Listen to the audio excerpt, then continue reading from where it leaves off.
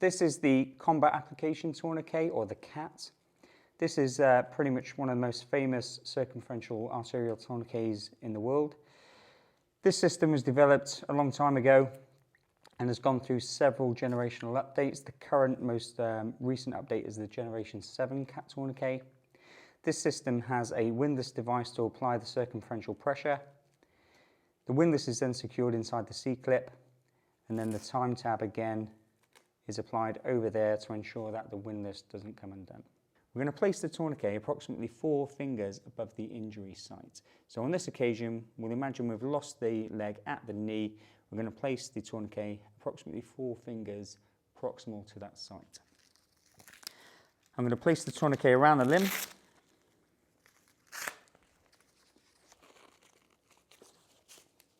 I'm going to feed the loop through the buckle.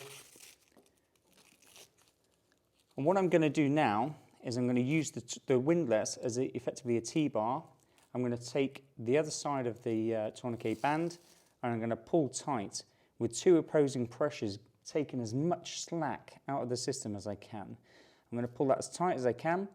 I'm going to then maintain that pressure as I feed the band down and I stick the Velcro band to itself.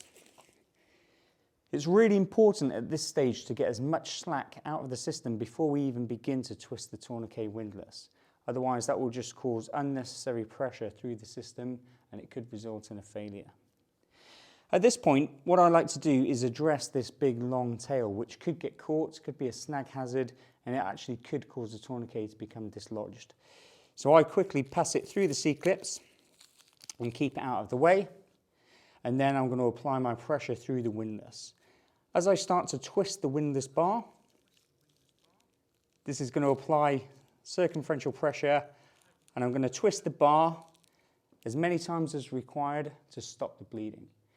Really important factor with tourniquets is that we're not trying to slow bleeding, we're not trying to slow it down at all, we're trying to stop the bleeding. Okay, so that needs to go on as tight as necessary until the bleeding stops. Once we're happy, we're then going to take our time tab, apply that across the C-clip, which now means that my windlass is secured. It means that my loose tail is secured, so even if that gets pulled, it's not going to come undone. I'm then going to note the time, 14:08, and I'm going to write the time onto the time tab of the tourniquet. That means that when I pass my casualty further up the chain of care, if I forget to hand the time over or if the time of application gets missed, the next level of care can reference the tourniquet and see when the tourniquet was applied.